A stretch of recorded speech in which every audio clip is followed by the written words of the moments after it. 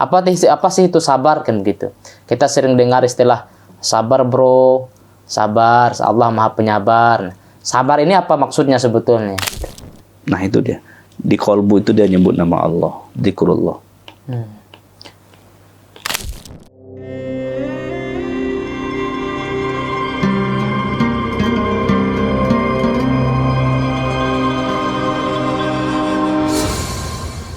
Warahmatullahi wabarakatuh. Alhamdulillah, salatu wassalamu ala rasulillah wa ala alihi wa ashabihi ajma'in.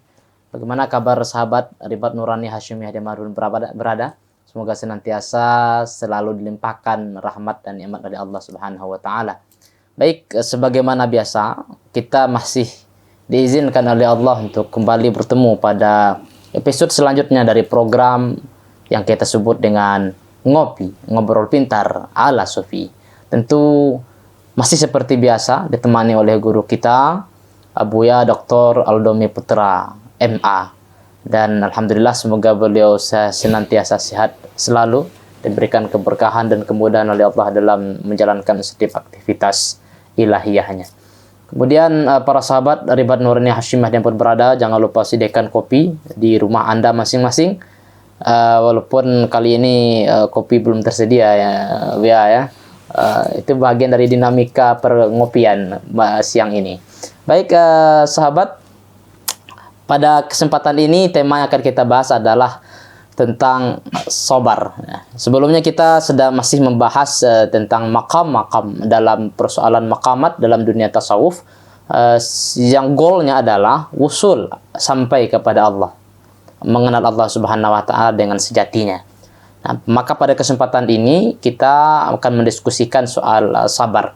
Apa sih itu sabar kan gitu. Kita sering dengar istilah sabar bro, sabar, Allah Maha Penyabar. Sabar ini apa maksudnya sebetulnya? Bahkan banyak Al-Qur'an yang berbicara tentang sabar. Misalnya sering kita mendengar istilah wasta'inu ya ayyuhalladzina amanu ista'inu bis-sabri was-shalah. Minta tolonglah dengan sabar dan salat. Kenapa sabar dan salat beriringan, tidak terpisah seolah-olah? Ada kata yang lain juga, innallaha ma'as sabirin.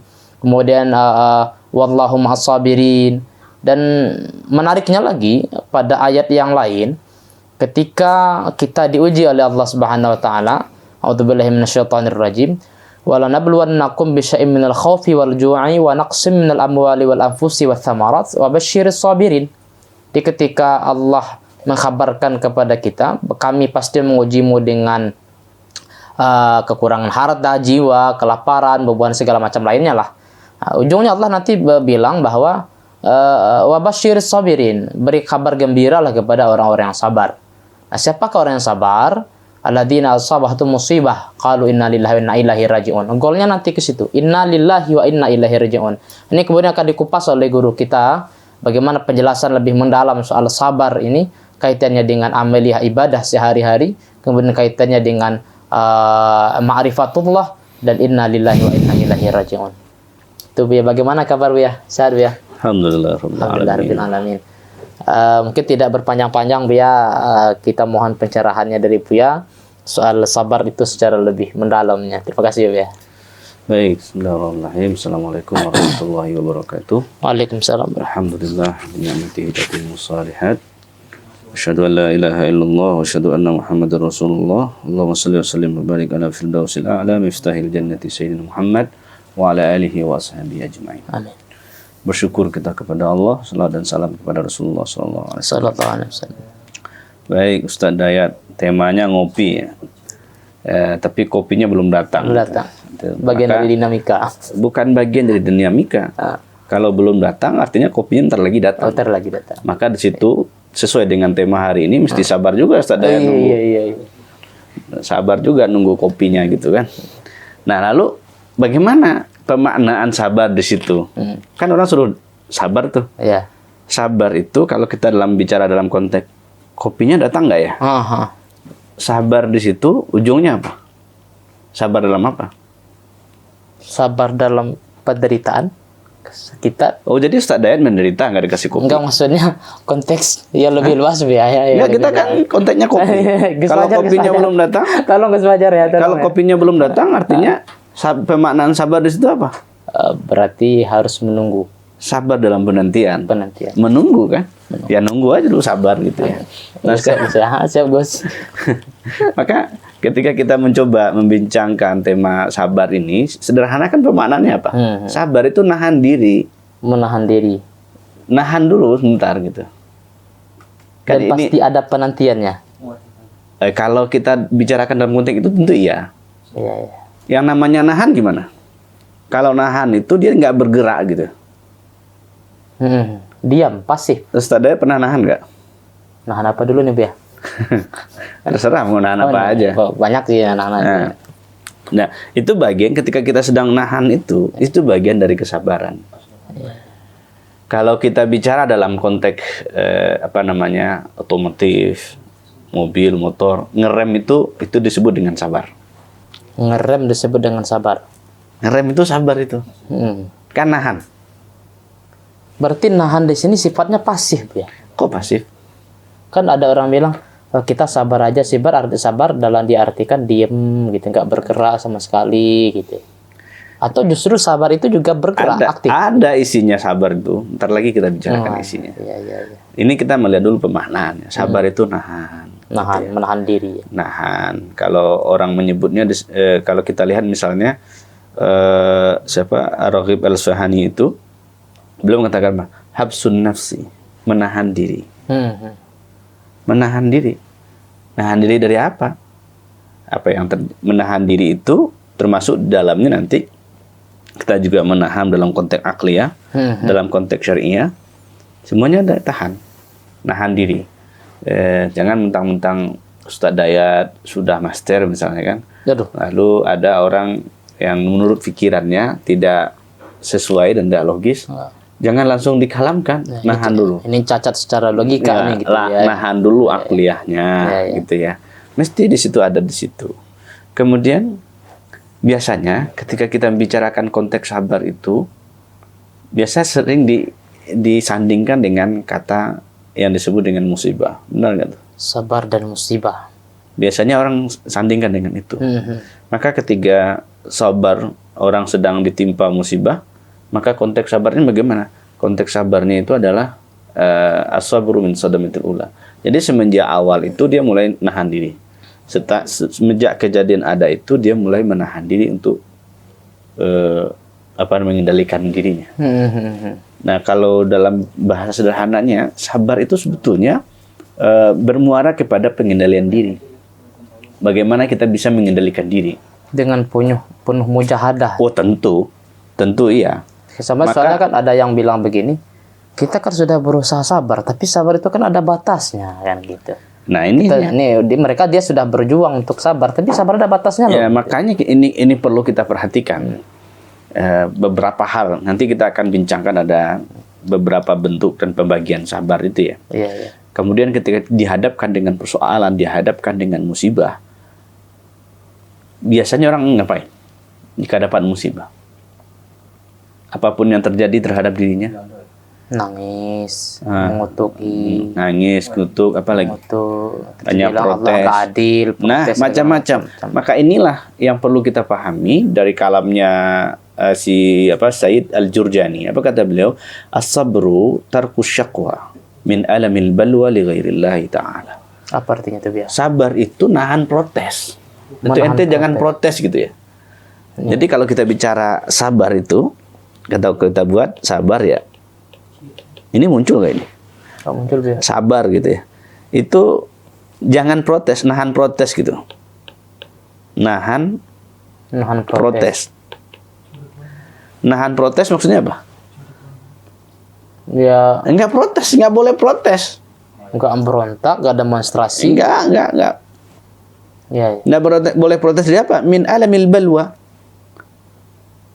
Ketika ada ujian diberikan, ujian itu kadang ada menyakitkan. Dan ketika ada hal yang menyakitkan itu yang tidak boleh protes.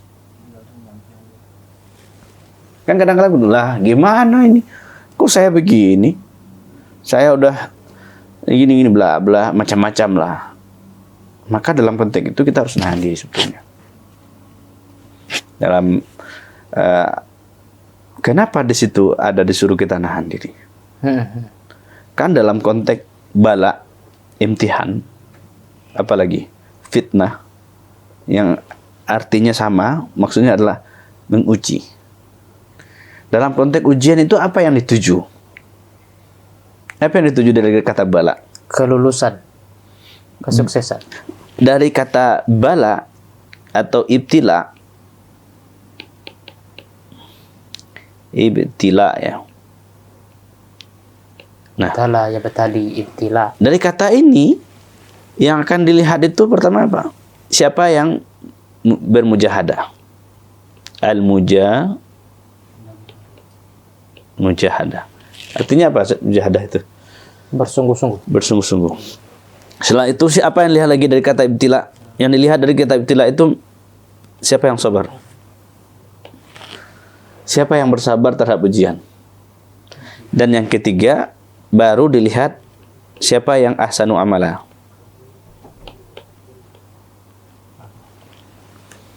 Itu dalam konteks ibtila. Nah, sekarang kita masuk dalam tataran sabar.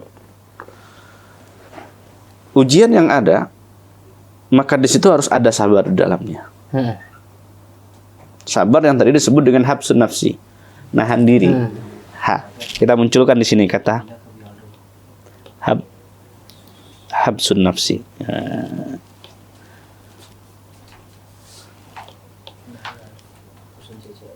Nih, habsun nafs. Nah, nahan diri. Nafs itu apa? Nafsiyah, ananiyah. Kalau dilepaskan ananiyahnya, kelar nggak urusannya? Nah, pertanyaannya cara nahan diri, nahan ananiyah itu gimana? Menahan nafsiyah itu dengan apa? Menahan nafsiyah dengan apa? Dengan sabar. Kan kembali ke situ ya. Iya, dengan sabar.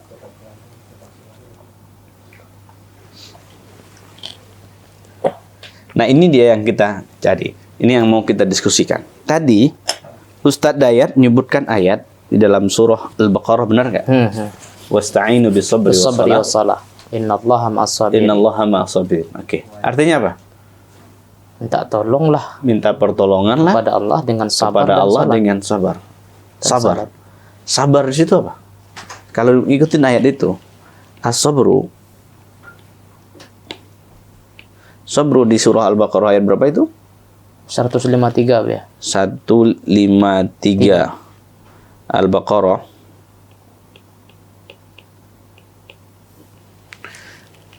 Ujungnya apa? Ayat Ujungnya Innallaha ma'as-sabirin.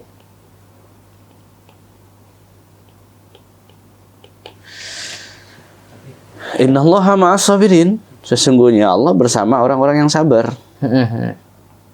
Nah, ini yang kita perhatikan. Makanya tadi dikatakan sabar itu bukan pasif seperti yang dikatakan Ustaz tadi itu. Bukan pasif ya. Sabar itu ada isinya. Nah, isi sabar apa ya? Nah, ini yang sedang kita bicarakan. Kalau innallaha ma'as-sabirin, kira-kira orangnya siapa? Ngapain orang itu tuh?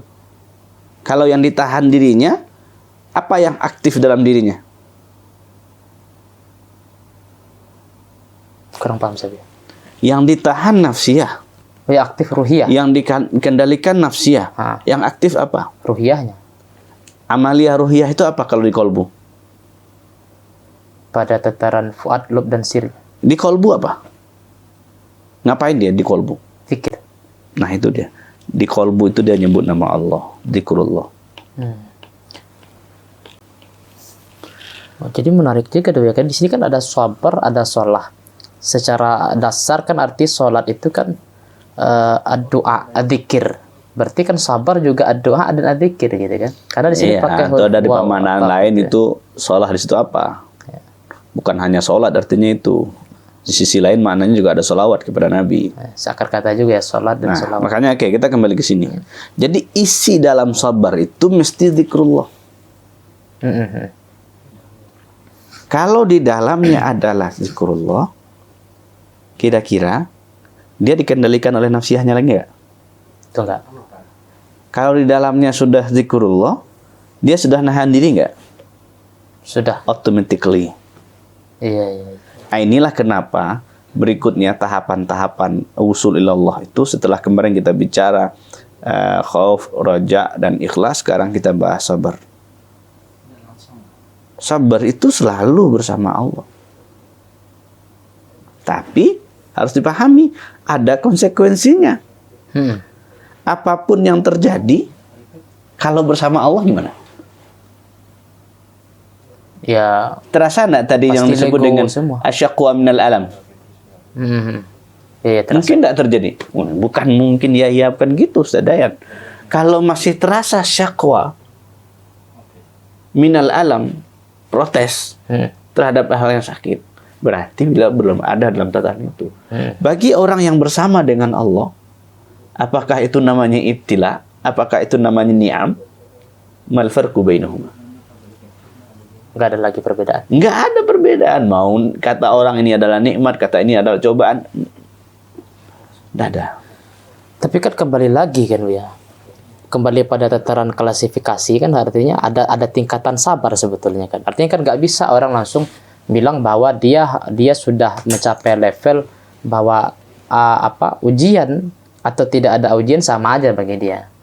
Penderitaan ataupun nikmat sama aja. Bahkan penderitaan itu suatu kelezatan bagi orang-orang yang sabar kan gitu.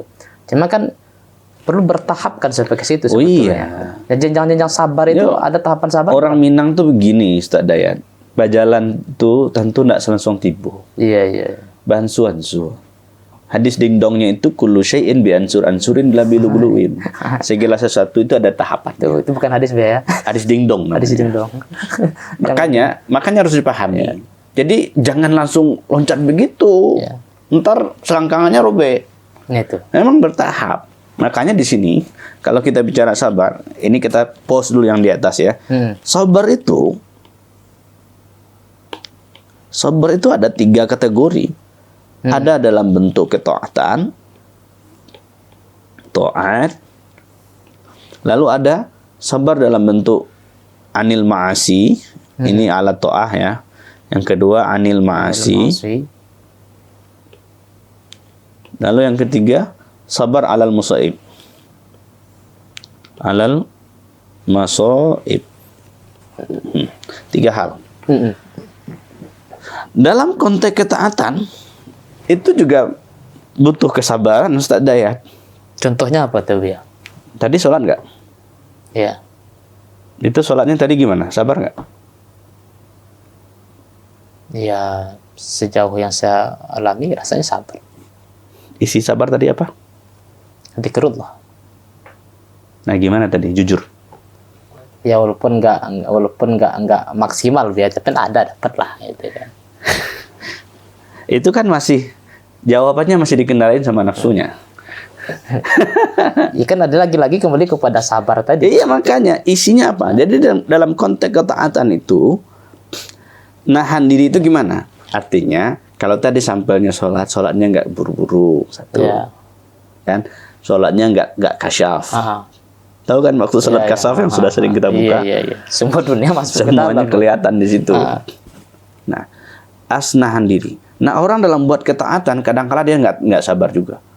Sholatnya kayak ada istilah dulu perangko ya. Ada kadang nggak pakai perangko kilat ya. Nggak paham sih ya. Perangko kilat atau perangko kilat? Kalau perangko kilat itu suratnya cepat sampai. Kalau bahasa ada mursal itu mana ada mursal udah datang belum ya? Belum. Kalau bahasa ada mursal itu seperti ayam mencotok. Ya. Selekis capek kili ya kan. Nah itu yang kita sebut dengan perangko kilat itu. Makanya dalam konteks beribadatan apapun bentuk ibadatnya kita nggak boleh keburu nafsu. Termasuk zikir pun, zikir itu baik nggak? Baik ya. Baik. Ada nggak orang nafsuan zikir? Ada. Nah itu dia tanda nggak sabar. Ada orang zikiran lalu kadang pengen dapat rasa cepat, dipaksa-paksa, enggak begitu. Semuanya harus nahan. Taat kepada Allah itu mengendalikan diri. Kalau diri kendalikan, maka di dalamnya ada Allah. Kalau kita uji dengan itu, banyak orang nggak sabar dalam konteks itu. Mungkin termasuk saya juga. Hanya hitungan jari yang bisa dibilang sabar ya. Kan harus ada Allah di dalamnya. Iya. Kita sholat Karena itu sabar dikatakan itu apa? kaitannya dengan khusyuk. Iya, wala dzikrullahi akbar. Iya, iya. Sholat itu ya menyebut nama Allah yang paling banyak di situ. Makanya tahapannya setelah orang ikhlas, masuk dia ke sabar. Kalau sudah masuk dia dalam sabar, ma'as sabirin. Ini kajinya apa di sini Sadayat? Di sini kajinya adalah muraqabah ma'iyah. Muraqabah ma'iyah. Berarti wahwa ma'akum aina ma kuntum berarti. Nah, dia selalu bersama Allah. Jadi orang sabar itu tuh makamnya muraqabah ma'iyah, selalu dia bersama dengan Allah. Kalau bersama dengan Allah, selalu nak dia memandang, apalagi Merasa diawasi. Kan? merasa diawasi, selalu bersama. CCTV-nya udah 24 jam itu ya. Iya. Lahir dan batinnya. Lalu kira-kira kalau dia bersama Allah, ada enggak khauf dan hazan bagi dia? Gak ada lagi. La khaufun alaihim wa lahum yahzanun. Iya, iya. Maka as-sabirin itu ada kekasihnya Allah. Aulia Allah di situ ya. Itu bukan sembarangan berarti orang sabar ini. Iya begitu. Kan mau bersama dengan Allah. Kalau bersama dengan Allah, apapun suka dukanya, oke. Ya artinya kan bicara soal sabar itu nggak gampang istilahnya dilantarkan. Karena ada orang bilang kan hari ini sabar itu cuma sampai 2 kali, 3 kali itu udah nggak ada udah nggak bisa lagi ada batasnya. Seperti kan bukan sabar sebetulnya. Bukan, itu berarti mereka belum mengendalikan nafsiyah mereka. Cuma menariknya ya, saya pernah dengar juga sebetulnya makamat, kenapa ada yang bilang yang sepembacaan saya misalnya lebih tinggi ikhlas dari sabar misalnya. Kalau tadi kan kita yang Buya bahas kan lebih tinggi sabar dari ikhlas karena makam sabar sudah makam ikhlas. Apa perbedaan keduanya sebetulnya Buya? Karena yang saya pahamin, mohon maaf nih Buya, tidak ada lagi jalan keluar dari sabar kecuali ikhlas, ridho misalnya. Tapi selagi masih dalam tahapan sabar, itu masih ada kemungkinan kita untuk protes gitu. Masih ada kemungkinan untuk protes. Kalau sabar nggak ada protes. Itu yang saya pahami dulu ya. Makanya kita katakan, sabar itu tarkus syakwa. Meninggalkan protes. Iya, iya, iya. Tidak ada protes. Bisa dikatakan sabar itu sudah pintu ridho sebetulnya. Itu tahapan berikutnya. Tapi satu hal, semuanya harus ditarik ke atas konsep awal, taib. Oh, taubat. Ini kan isinya supaya bisa ditarik kembali. Iya, iya, iya. Jadi di dalam sabar dan keikhlasan itu ada sabar. Ikhlas itu apa kemarin? Kan itu berbarengan itu pembahasannya. Dan dalam satu pembahasan di situ juga dibahas ada ikhlas dan ada sabar. Lalu kemarin kita bahas satu, yang kita bahas baru ikhlas. Walaupun nggak tuntas-tuntas amat kita bahas ikhlas itu. Di situ ada kemurnian. Kalau kita masuk ke dalamnya, mukhlis itu ikhlas, mukhlis orangnya, orang ikhlas itu nggak masuk lagi di wilayah setan di situ. Dia nggak bisa diganggu lagi oleh setan. Iya, iya. Kan itu deklarasi setan itu. Dia tidak akan bisa mengganggu hamba-hamba yang ikhlas kepada Allah. Maka kalau dia sudah mukhlis, tidak ada ruang setan. Ketika dia sudah sabar, ada enggak ruang yang lain? Nggak ada juga. Berarti betullah kesimpulan akhirnya bahwa sabar tidak ada batasnya. Karena dia selalu bersama Allah. Sabar itu bersama karena Allah. Karena muraqabah ma'iyah wa huwa ma'akum aina ma kuntum. Nah itu. Selalu dibersamai kan gitu ya. Oh itu titik temunya ya. Cuman apapun yang terjadi, tidak boleh ngeluh. Tidak boleh ngeluh. Nggak boleh ngeluh. Ujian apapun bentuknya, ma fi syakwa. Tidak ada protes. Itu kata kuncinya. Jika ada protes, maka di situ tidak ada pengendalian diri. Maka di situ tidak ada. Ini kan konteksnya jelas. Yeah, kita berhubungan dengan Allah. Hablum minallah. Kalau hablum minannas nanti kita ada dialognya. No. Maksudnya gimana? Biar ada dialognya, Jadi kalau urusannya ada dengan pengurangan Allah, dosisnya gitu. Bukan soal pengurangan dosis. Kan ada tahapannya. Ada sabar kepada Allah bersama Allah. Sabar dengan manusia itu gimana? Ya kita kan juga bersama Allah Subhanahu Wa Taala. Tapi di situ mungkin ada bagian negosiasi. Ya. Iya, iya. Misalnya negara kita diserang oleh orang, lalu kita nahan diri juga, dan bukan begitu maksudnya. Itu namanya bunuh diri tuh ya. Makanya ada namanya pilah-pilahnya. Ada kamar-kamarnya tersendiri, gitu ya. Satu, kita bicara sabar ala ta'an. Jadi dalam ketaatan pun juga kita bersabar. Begitu juga dalam memberi itu juga bersabar juga. Jangan asal beri juga.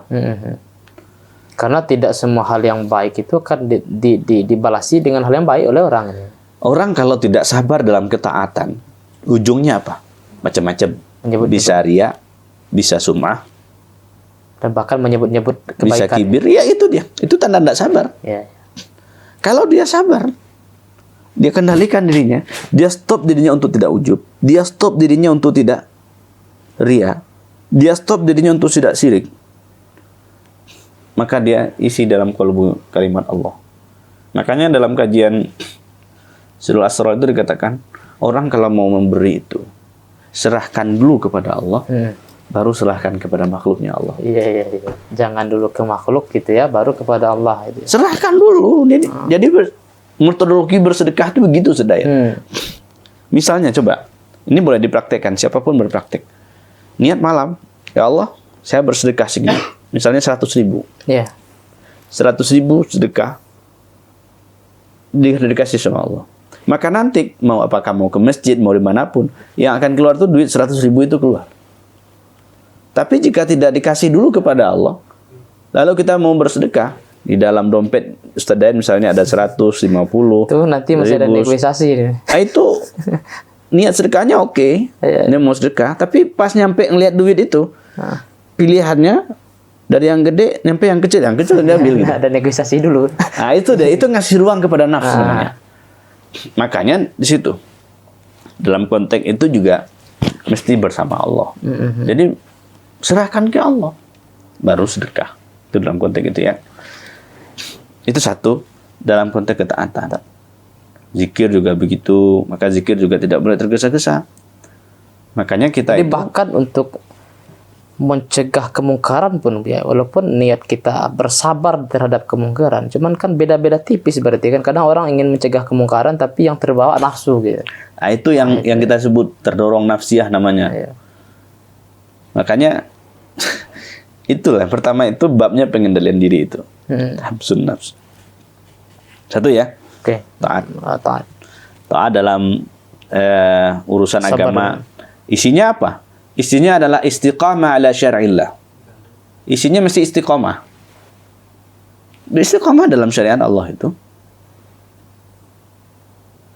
Apapun yang dilakukan, maka lakukanlah dengan istiqamah.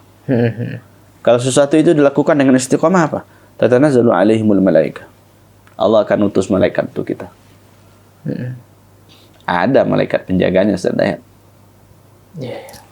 Jadi begitu. Asqainahum ma'an qadaqa juga kata Allah dia ya. Terus kalau dalam persoalan maksiat gimana juga caranya? Sebentar lagi ada kita masuk dalam konteks maksiat. Ini kan kategorinya taat ya, istiqomah, ikutin syariat Allah. Lalu apa lagi? Selalu mudawwamah alal ibadah. Selalu konsisten dalam ibadah. Apakah ibadah maliyah, ibadah badaniyah, ibadah qalbiyah. Itu 3. Kalau kita bagi ibadah itu maliyah, badaniyah, qalbiyah. Mesti dilakukan. Dan di dalamnya mesti ada Allah. Kalau nggak ada Allah ya selesai urusan. Ya. Makanya bagaimana kita ngikutin ibadah badaniyah itu bagaimana? Ikutin bagaimana syariat. Ibadah maliyah itu gimana? Ada aturan-aturannya juga. Ibadah qalbiyah gimana? Isinya di dalamnya adalah qalbu. Di dalam qalbu itu ada Allah Subhanahu wa taala. Begitu juga menyampaikan amar ma'ruf nahi mungkar yang tadi Ustaz Dayat sebut itu. Jadi sebelum kita mau cegah orang berbuat perbuatan baik, menyuruh orang berbuat baik, mencegah perbuatan mungkar itu mesti dengan ada nama Allah dalam. Coba perhatikan. Orang dia mencegah perbuatan keji dan mungkar, amar ma'ruf nahi mungkar, tapi isinya kebengisan. Banyak enggak ditemui? Banyak ya. Setan berlindung di balik takbir, banyak istilah-istilah itu. Nah, itu kenapa terjadi begitu? Karena dia tidak sabar. Karena dia tidak mampu mengendalikan dirinya. Bahkan syariat menjadi tameng untuk melakukan kekerasan yang ingin dia lakukan. Untuk memperturutkan hawa nafsunya, syariat jadi tameng. Nah, itu yang kita tidak mau. Maka dalam amar ma'ruf nahi mungkar pun di situ mesti bersama dengan Allah. Kalau bersama dengan Allah, tentu kita tidak akan temukan ada sweeping, ya kan? Ada kekerasan. Kalau kecil orang Minang itu baca roh, gitu ya. Lalu apa lagi? Tadi sebut maksiat. Bagaimana sabar dalam konteks maksiat? Sabar dalam konteks maksiat itu adalah mujahadatun nafsi fi nazwatiha. Ada mujahadah diri. Ada usaha maksimal di situ bahwa kita, seseorang yang bermaksiat kepada Allah itu keluar dari kemaksiatannya. Bukan pasrah. Bukan kata kalau Datuk Dodo itu bilang begini, kepalang basah mandi sekalian. Enggak sekalian gitu. Enggak begitu. Dalam konteks kemaksiatan itu, sabar dalam kemaksiatan itu, ini sabar anil maksiat ya. Sabar untuk menjauhi kemaksiatan. Bukan pasif ya, tapi harus aktif gitu. Aktif, dari kan sabar kita untuk menjauhi kemaksiatan. Misalnya ada orang mau tobat. Dia kerjaannya susila, pekerjaannya minum-minum, pekerjaannya semua kejahatan ada sama dia. Lalu dia pengen kembali, dia pengen jauh. Nah, untuk menjauhi itu perlu kesabaran. As-sabru anil ma'asi, makanya an situ menjauhi. Apa maksudnya? Menjauhi maksiat itu butuh kesabaran. Bukan sabar fil ma'asi, tapi anil ma'asi. Bukan sabar fil ma'asi, anil ma'asi an. Kalau menjauhkan diri. Kalau Firi di dalam lingkaran-lingkaran itu terus. Enggak, ini mau jauh. Sederhana ya. Walaupun sebagian orang mengatakan, orang mau tobat merokok lah ya. Walaupun kita tidak katakan merokok itu masuk dalam konteks kemaksiatan. Ada orang berbeda pendapat dalam tahap itu. Makruh tanzil. Ya. Nah, kita tidak mau masuk dalam mana itu. Ini hanya bagian contoh saja. Dia mau belajar untuk jauh merokok. Tapi untuk berhenti merokok itu butuh kesabaran. Jauh dari situ butuh sabar. Berhenti Ustaz Dayat merokok misalnya. Datuk Dodo nanti ngasih rokok. Rokok dulu, bro. Sebatang. Enggak, saya sudah berhenti merokok katanya. Tanda tidak berubah. Nahan diri. Artinya apa? Bertahap. Misalnya awalnya sebungkus, mungkin setengah bungkus. Besok 10 batang. Besok 2. Artinya bertahap. Untuk menjauhi kemaksiatan itu juga begitu. Bertahap. Berusaha. Dan harus ada mujahadah diri untuk keluar dari kemaksiatan itu. Dan harus memerangi semua penyimpangan-penyimpangan yang ada. Dan kita berusaha untuk meluruskan hal-hal yang bengkok dalam diri kita. Sudah mujahadah. Iya, harus itu. Dan kita mesti batalkan semua kejahatan-kejahatan, kefasadan-kefasadan yang menggerogoti pikiran kita. Jadi nggak sembarangan, saudara. Nah, soalnya ini ada perdebatan misalnya ya. Kita kan hanya boleh mengendalikan sesuatu yang dalam kontrol kita. Sesuatu yang di luar kontrol kita itu kan kita nggak bisa mengendalikannya. Artinya ini kan yang dituju apa? Yang dikontrol apa? Kita mengontrol orang atau mengontrol diri kita? Diri kita sebetulnya gitu kan. Nah, bukan sebetulnya, emang itu. Iya, diri kita sejatinya itu yang diri kita gitu kan. Cuma ini kan jadi momok bagi orang bahwa yang sabar itu adalah sesuatu yang bisa kita kontrol lah. Sesuatu yang nggak bisa kontrol, kita ngapain sabar di sana? Kita pasrah aja dah kan gitu. Kebanyakan begitu. Bukan begitu. Makanya nahan diri. Ya. Maka di situ ada proses. Jika kita sudah nahan diri, gitu ya. Maka tadi dikatakan ninggalin semuanya. Jauh, tahap-tahap. Kalau tidak ada ruang, tidak kasih kita jika tidak ada tahapan-tahapan seperti yang tadi kita sebut, maka di situ ruang setan untuk melakukannya. Berarti kalau kita analogikan sama dengan hidayah ya, barat matahari kan. Kalau kita nggak bukain jendela, cahaya matahari nggak bakalan bisa masuk. Itu makanya. Maka orang bertaubat itu mesti minta tolong kepada Allah.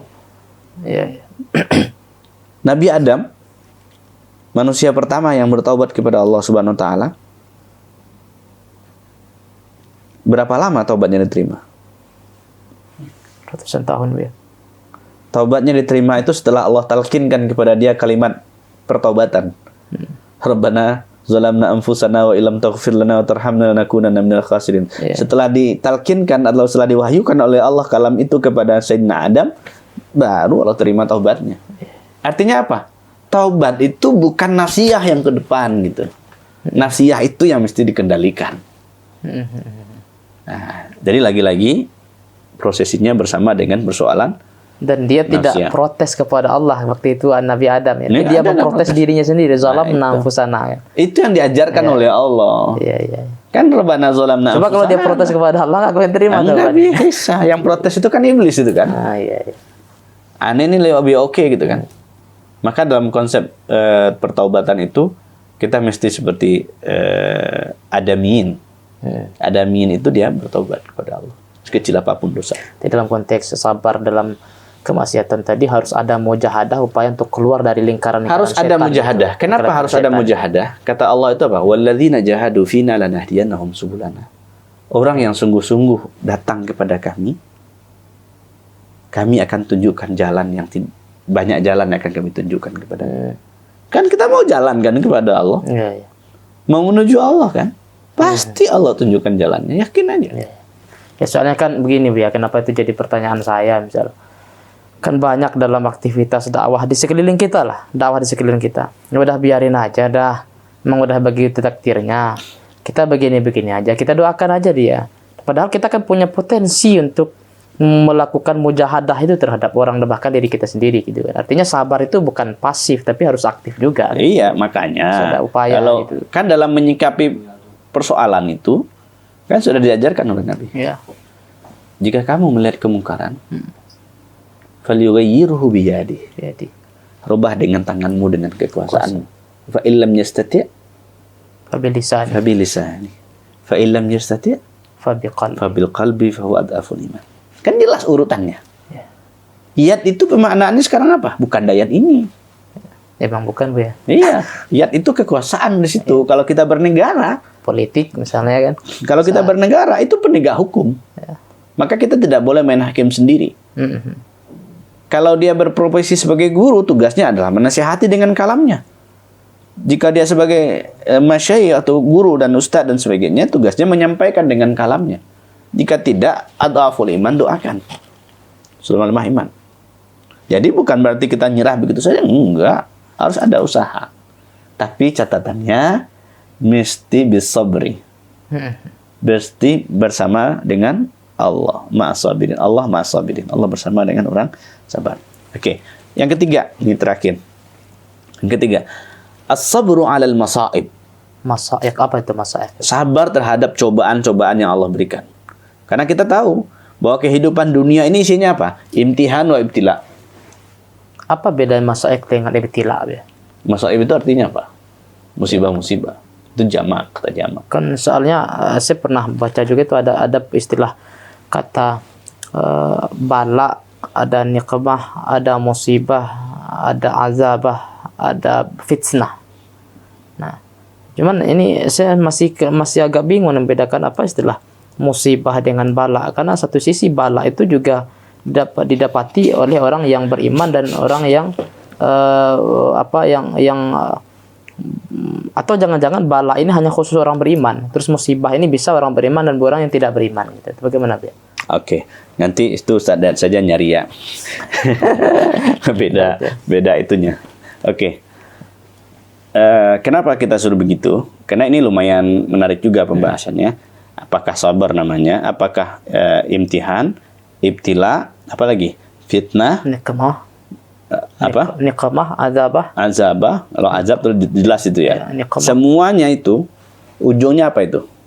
Semuanya itu adalah sesuatu yang ditimpakan kepada seseorang atau yang menimpa seseorang. Iya, iya. Oke.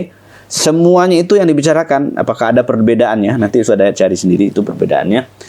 Semuanya itu adalah isi dari konteks keduniaan ini.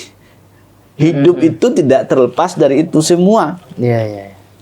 Lalu bagaimana? Inilah yang dikatakan oleh Allah Subhanahu wa taala. Inilah yang kata apa? Kalau kata Syekh Abdul Qadir Isa itu, fa innallaha ta'ala yakhtabiru iman ibadahu. Begitulah tambah ikhtibar satu lagi, tambah imtihan satu lagi.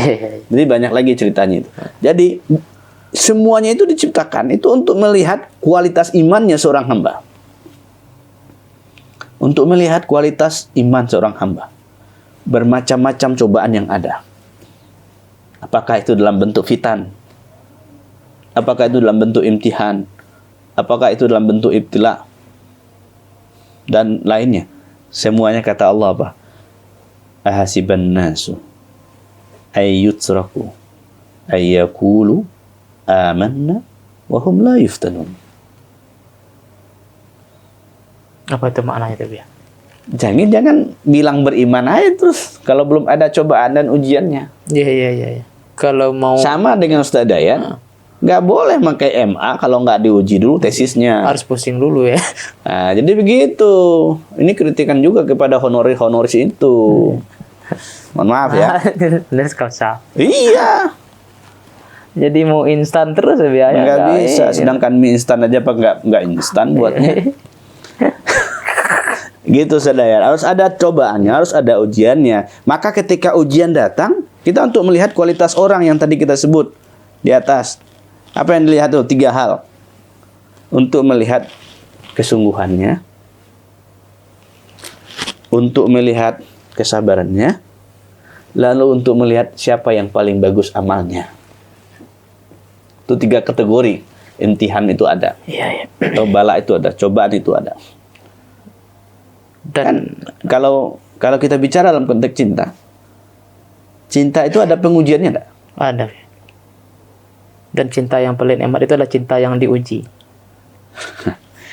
Keren sekali kesimpulan Ustaz Dayan. Kan itu biasanya. Jadi kalau tanpa ujian kayaknya cintanya datar gitu. Tapi kalau ada Kalau saya kelok-keloknya memahaminya itu bukan begitu. Yang ada ujian itu bagi salib. bagi salib. Tapi bukankah Kalau proses bagi kekasih itu bukan ujian, tapi itu pembentukan untuk penguatan cinta. Jadi begitu. Pembentukan untuk penguatan cinta. Pembentukan. Jadi ini harus hati-hati. Jika kita memahami Allah adalah kekasih kita dan kita dijadikan oleh Allah kekasihnya, maka apapun yang disuguhkan, maka itu adalah pembentukan karakter cinta itu sendiri. Seiring dengan itu, Bu, ya, bukankah proses itu nikmat? Jadi ya kalau kita Ya kalau sudah dikatakan proses nikmat, dah kelar urusannya. ya. Kalau dikatakan proses itu nikmat, makanya tadi kita katakan ma'indahul firaq atau ma'indul farq baina masaib wal ni'mah atau an-ni'mah wal alam. Nggak ada di soal beda. Mau nikmat, mau tidak nikmat. Nah, ini yang tadi Ustaz tanya. Tentu ada tahapannya. Kapan seseorang itu sampai kepada level itu? Jika dia sudah berselalu bersama orang yang memberi. Dan bahkan Allah paksa untuk dekat ke dia. Dengan cara Kalau Allah yang sudah paksa, kalau Allah yang sudah tarik dia ke hadratnya, selesai urusan semua. entah ditarik dengan kasih sayang, entah ditarik dengan penderitaan dia. Nggak ada ditarik dengan penderitaan. Maksud Penderitaan itu kan versi ente aja. Ya, hakikatnya kan kasih sayang juga kayaknya. Kalau orang kenal dia, maka tidak ada bagi dia penderitaan. Maka tidak ada istilah cinta itu cinta tidak harus memiliki. Kan ada orang berkelaman gitu kan? Iya. Tidak begitu. Dan itu harus ente hapus itu dalam pikiran ente itu. Enggak, maksud saya jadi dengar ini tadi, Bu, ya. Enggak, maksudnya ingat ini. Kembali ke sini. Kata ini kata syafatan walaka terbentuk. Jadi harus dibentur-benturkan dulu baru Ini kan mau dibentuk. Makanya kita ilustrasinya adalah orang kalau jadi tentara itu. Iya. Ada nggak orang tentara itu diuji? Ada, Bu, ya. Nggak ada. Latihan terus. Itu bukan ujian, Pak. Itu pembentukan. Iya. Karena dia sudah tentara. Kecuali dia belum jadi tentara. Kan daftar dan lalu sekolah. Sekolah itu ujungnya apa? Tentara kan? Iya. Diuji kan dia? Jadi. Enggak. Dibentuk. Itu dia bedanya, Dayat. Iya. Dia dibentuk, dia misalnya dibentuk jadi marinir, misalnya sudah Ustaz misalnya. Tentu dia ajak dia berenang terus. Iya. Diajak bagaimana dia ahli di air. Apakah itu diuji mereka? Enggak, mereka dibentuk. Lalu dia jadi angkatan udara, mesti Dafir misalnya. lalu disuruh terjun payung dari ketinggian dari pesawat. Apakah itu ujian? Enggak, itu pembentukan, Pak. Iya. Biar lebih tangguh, ya. Iya, dia dibentuk. Biar lebih tangguh. Lalu ada orang ngelihat pendidikan tentara itu kok keras ya, ditampar-tampar, lalu dihantam-hantam. Enggak, itu sedang pembentukan. Iya. Semuanya pembentukan. Oke, kembali kita ke sini pada poin akhir. Kalau kita perhatikan misalnya, sabar itu sifatul anbiya. Sifatul anbiya. Anbiya yang selalu bersama dengan Allah. Setelah itu apa? Walinya. Kemudian sabar itu apa? Sabar itu kunci kebaikan. Sabar itu apa? Sabar itu adalah jalannya salikin menuju Allah Subhanahu wa taala. Nah, sabar itu apa? Sabar itu menahan qalbu terhadap bimbingan Allah Subhanahu wa taala. Di banyak hal ketika kita mencoba membicarakan sabar itu, semuanya itu adalah pengelolaan diri, bagaimana kita bisa sampai kepada Allah. Makanya kata sabar itu kan setelah dua hal sebelumnya, ada asidku, ada ikhlas, dan ada sabar kan? Sedikit ikhlas, sabar. Nah, ini tiga serangkai ini yang mesti jadi perhatian. Maka jalan menuju Allah itu yang kita lihat kemarin, stasiun-stasiunnya banyak, yang diawali dengan kata taubah, kembali. Nah, bukti kembali itu ada ini semua. Ini yang kita katakan dari awal, dia pertama tapi itu yang terakhir. Bukti dia kembali, dia mau taubat gitu ya. Dia mau hitung diri. Bukti dia kembali, dia mau Taubat. muhasabah. Bukti kembali, dia mau ada rasa takut dan ada rasa harap. Bukti kembali, dia ada sediknya kebenarannya, keyakinannya. Lalu bukti dia kembali ada keikhlasannya. Lalu bukti dia kembali ada sabarannya. Nah, sebentar ya. Sebelum terakhir ditutup ya Bang Do ya. Jadi ayat yang terakhir tadi dia menarik itu saya kira. Alladzina idza asabathum musibah qalu inna lillahi wa inna ilaihi raji'un. Nah, persoalan dengan maqamat ini kan semuanya stasiun-stasiun ya. Proses perjalanan. Tentu dalam perjalanan itu ada penempaan kata Bia tadi. Ada penempaan, ujian dan segala macam. Berarti orang yang dikasih ujian penempaan, ujungnya kan innalillahi wa inna ilaihi raji'un kan. Dia kan mau kembali dalam kan gitu. Dalam bahasa kita awal apa? Thariqul usul ilallah. Thariqul usul ilallah itu ujungnya apa? Ya kembali kepada Allah. Makanya setelah kalam sabar di akhir ayat apa? Innallaha ma'as sabirin kan? Lalu setelahnya apa lagi? Karakter orang sabar itu apa? Alladzina iza asabathum musibah qalu inna lillahi wa inna ilaihi raji'un. Dia kembalikan semuanya kepada Allah. Maka kalau dia kembalikan kepada Allah, adakah dirinya di situ? Ya. Gak ada lagi dirinya. Makanya dia selalu bersama dengan Allah Subhanahu wa taala. Ya, kalau dulu saya berpikir kok orang ditimpa musibah kok langsung inna lillahi wa inna ilaihi raji'un kan biasanya saya kecil-kecil ya dengar ini kan untuk orang yang wafat meninggal kan gitu. Jadi ketika ditimpa musibah, kelaparan, penderitaan, kemiskinan, innalillahi wa inna ilaihi raji'un kata orang. Poinnya apa?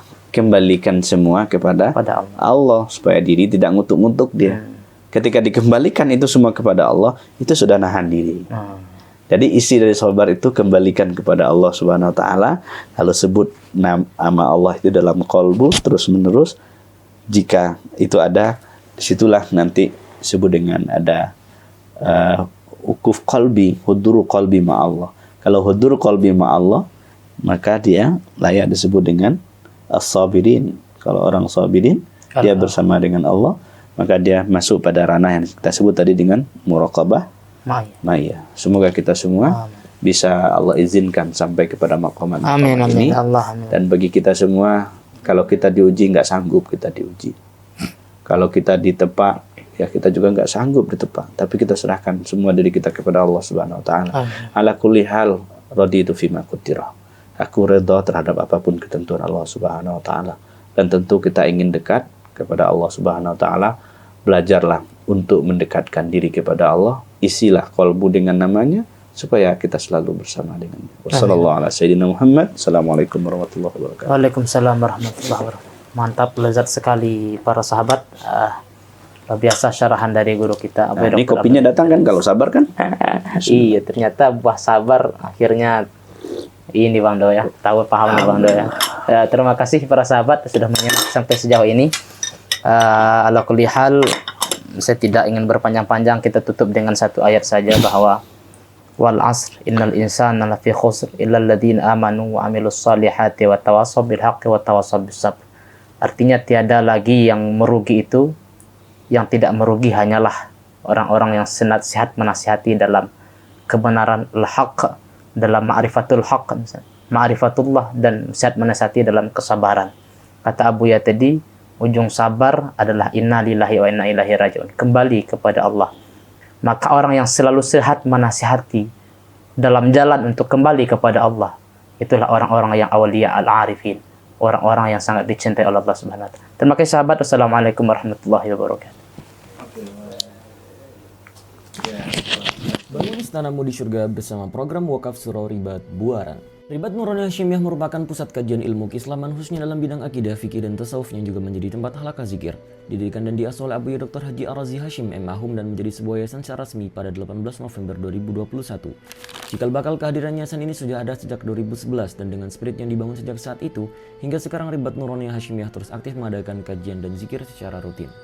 Pada awalnya, seluruh kegiatan ribat terpusat di Komplek Ruko Ciputat Indah Permai dengan kapasitas sekitar 70 orang. Seiring berjalannya waktu, antusiasme jemaah terus bertambah sehingga kapasitas ruangan kurang memadai untuk menampung sejumlah hadirin. Inilah yang menjadi salah satu tujuan pembangunan surau ribat yang saat ini sudah masuk tahap konstruksi sejak 1 Agustus 2024. Selain untuk memfasilitasi ruangan kajian yang lebih kondusif, surau ini juga dibangun untuk berbagai kegiatan ke depannya. Salah satu diantaranya juga untuk kegiatan zikir dan suluk bagi para salik. Untuk itu, kami mengajak para sahabat untuk turut serta dalam menebar manfaat dan syiar dakwah melalui program wakaf pembangunan surau ribat Buaran. Wakaf bisa disalurkan melalui nomor rekening yang muncul pada layar atau juga bisa melalui website resmi kami di wakaf.nuroniyahofficial.com. Melalui website tersebut, sahabat bisa mendapatkan informasi terkini seputar perkembangan pembangunan surau. Untuk memulai wakaf, cukup klik donasi sekarang, lalu pilih nominal yang tersedia atau silakan masukkan sendiri nominal yang ingin diwakafkan.